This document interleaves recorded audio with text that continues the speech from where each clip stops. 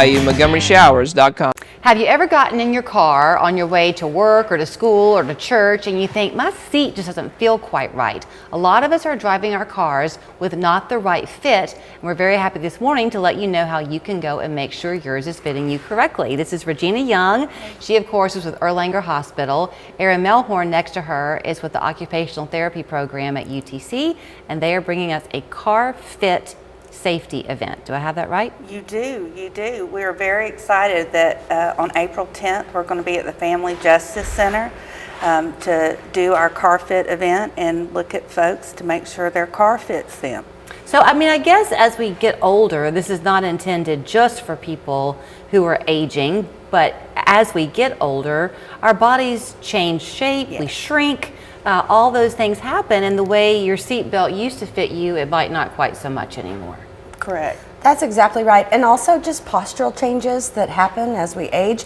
And cars are so fancy now, and just understanding how you can best fit in your car. So is your seat the proper distance from the steering wheel? Are your mirrors really working so that you're safe on the road and everyone else is safe on the road?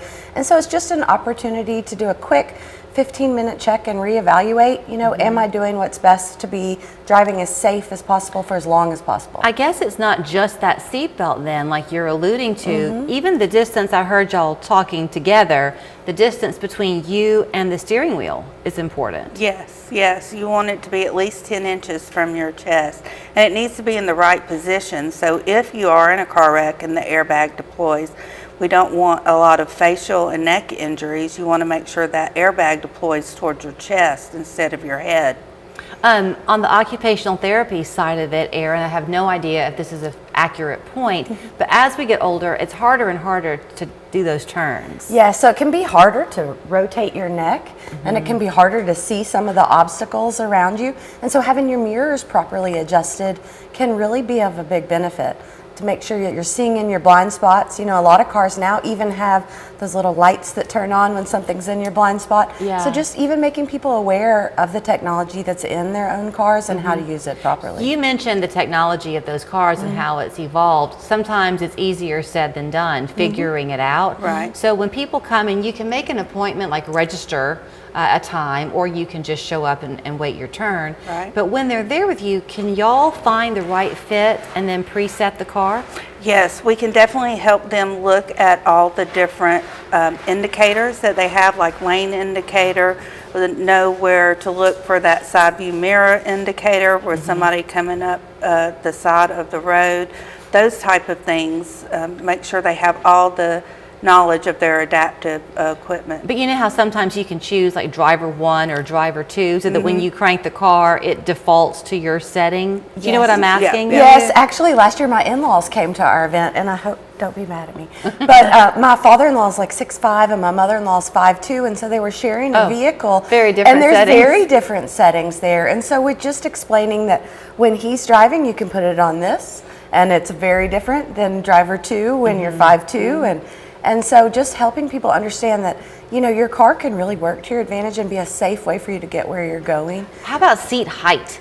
That's a big one for me. My daughter's car, my younger daughter's car, I always will try to elevate the seat because something about the lowness of hers, I can't see over the side mirror. Right. It obscures my view, but if I can elevate it, then I'm fine. That's another point that we look at. Sorry, Erin, I didn't mean to jump in. Is your ability to see over the top of the steering wheel. You should be looking over your steering wheel, not through it as you're driving. Right. Okay, so how much time will people have with you? Like how much time should they allot in their day? So it only takes about 15 to 20 minutes to go through the checkup process and check out. So it's not a tremendous amount of time that they have to carve out of their day to come see us. And it gets them so much knowledge and so much comfort in their vehicles. To spend that short amount of time with us is really beneficial. You probably aren't this powerful, but do y'all hear complaints from people about the quality of lights in new cars and how it blinds people? Am I stepping outside your territory here? Well, we do look at to make sure like the the light covers are clear and they're not fogged up and that kind of thing. You know what I'm talking about. I do know what you're talking about. But it is, everybody complains about it. I don't know if we can find some way to get those changed or not, but it's as if the whole world's driving with their brights on. So, I mean, I don't know if there are any tips you can share when people are there for what to do about that, but I guess just squint and keep going. Okay, this is happening April 10th, right? Yes. Is it a day-long thing or just a couple of hours? It's from 10 to 1 on April 10th. We also have one May 1st in Red Bank that we'll be doing from 11 a.m. to 2 p.m. Okay, So- and I know your occupational therapy students are going to be there.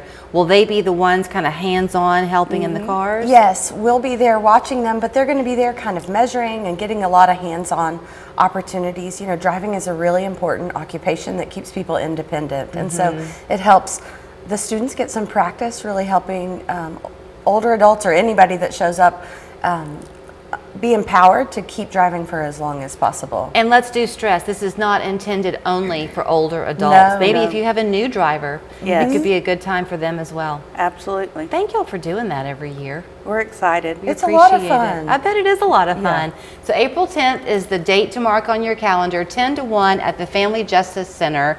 If you go to carfit.org, you can learn more, but if you will go to Regina's email, Right. it's regina.young@erlanger.org, and that way you can register. It'll save yourself a lot of time Yes. when you then show up on April 10th. Thank you so much. Thank you. Hope to see you.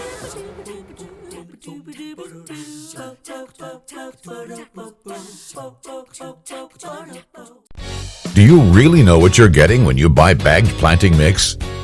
Visit Winwood Bulk to learn how our locally made black gold mix can make your garden healthy and beautiful. Do what the pros do and go where the pros go. Get your home ready for the